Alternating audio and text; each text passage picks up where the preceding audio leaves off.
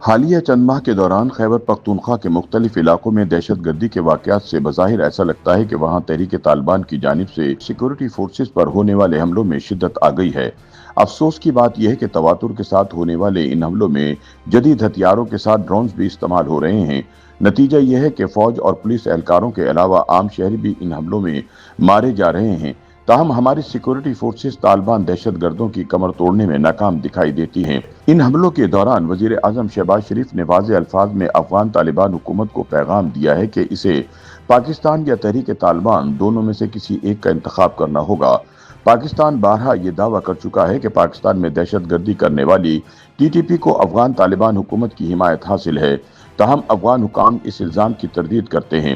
T T P کے حملوں میں شدت آنے کے بعد پاکستانی فضائیہ نے افغان سرحد پر موجود تحریک طالبان کے ٹھکانوں پر محدود پیمانے پر بمباری کا سلسلہ شروع کیا ہے، جس کے بعد دونوں ممالک کے مابین کشیدگی میں بھی اضافہ ہو گیا ہے۔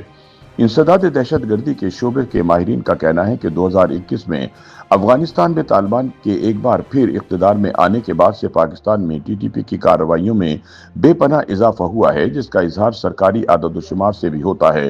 سرکاری رپورٹس کے مطابق گزشتہ سال یعنی 2024 میں پاکستان میں ٹی ٹی پی کے حملوں میں 2500 سے زیادہ افراد ہلاک ہوئے تھے اور 2024 میں ہونے والے حملوں کی تعداد 2023 کے مقابلے میں 66% زیادہ تھی۔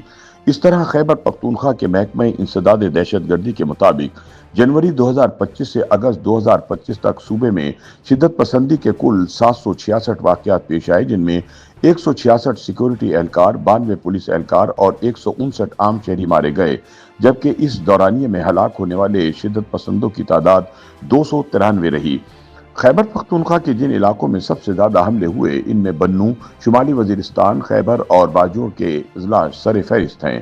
دوسری جانب خیبر پختونخوا کے انسپکٹر جنرل پولیس سمجھتے ہیں کہ اگرچہ ٹی ٹی پی کے حملوں کی تعداد میں اضافہ ہوا ہے، لیکن اس کے نتیجے میں ہونے والا جانی نقصان پچھلے سال کی نسبت کم ہے اور یہ ظاہر کرتا ہے کہ قانون نافذ کرنے والے ادارے مؤثر طریقے سے دہشت گردوں سے نمٹ رہے ہیں۔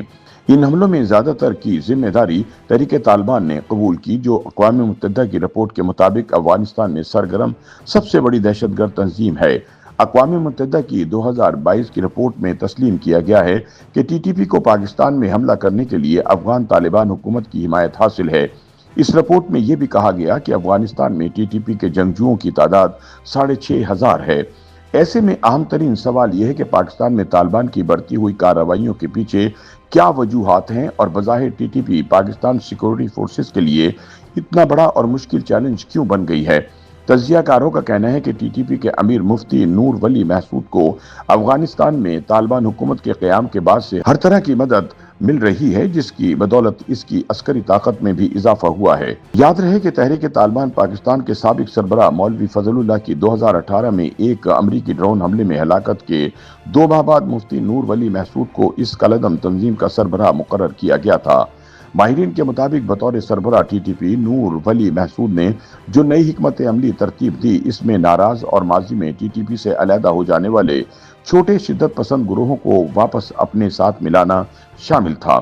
اس کے ساتھ ساتھ انہوں نے پروپیگنڈا مشینری کے ذریعے اس بیانیے کو فروغ دیا کہ ٹی ٹی پی عوام کے خلاف نہیں بلکہ اس کی کارروائیاں مکمل طور پر فوج اور سیکورٹی اداروں کے خلاف ہیں۔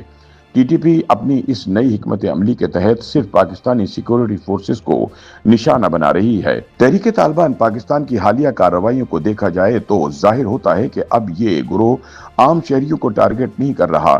ایسا کرنے کا واحد مقصد یہ ہے کہ عام افراد کی ہمدردیاں انہیں حاصل رہیں۔ اب طالبان پولیس اور فوج کے اہلکاروں کو نشانہ بنا کر فزیکل سپیس حاصل کرنا چاہتے ہیں۔ تجزیہ کاروں کا کہنا ہے کہ جب کسی ایک علاقے میں طالبان کے حملے زیادہ ہوں گے اور پولیس پیچھے ہٹے گی تو انہیں وہاں کا قبضہ لینے کا موقع مل جائے گا۔ اس کے علاوہ وہ سوشل اسپیس اس طرح حاصل کرتے ہیں کہ لوگوں کے باہمی تنازعات کے فیصلے کرنے لگتے ہیں۔ پھر یہ تشہیر کی جاتی ہے کہ دیکھو جو فیصلہ سرکاری عدالتیں کئی برسوں میں نہ کر پائیں، ہم نے وہ چند دنوں میں کر دیا۔ افغانستان میں طالبان حکومت کے قیام سے پہلے پاکستانی فوج نے تحریک طالبان پر کافی حد تک قابو پا لیا تھا، لیکن امریکہ اور افغان طالبان کے درمیان دوحہ معاہدے کے بعد ٹی ٹی پی کے لیے راستے کھل گئے۔ افغانستان کی جیلوں کے دروازے کھل گئے اور گرفتار ٹی ٹی پی رہنما باہر آ گئے۔ اس کے بعد انہوں نے خود کو منظم کیا اور پاکستان میں بھی قدم جمانے شروع کر دیے۔ دوسری جانب پاکستان اس خوش فہمی میں رہا کہ افغانستان میں طالبان کے برسر اقتدار آنے سے पाकिस्तान में हालात बेहतर होंगे, मगर ऐसा हुआ नहीं। इसी दौरान इन्हें फलने फूलने का मौका मिल गया और यही तालिबान के दोबारा मुनज़्ज़म होने और उनके बढ़ते असर व रसूख की वजूहात हैं। पाकिस्तानी सिक्योरिटी ज़राए का कहना है कि टीटीपी सरबराह कमांडर नूर वली महसूद ने तालिबान के अहम धड़ों समेत 80 छोटे बड़े शिद्दत पसंद ग्रुप्स को अपने साथ मिला लिया है, जिसके बाद पाकिस्तानी फौज और पुलिस पर हमलों की शिद्दत में इजाफा हुआ है।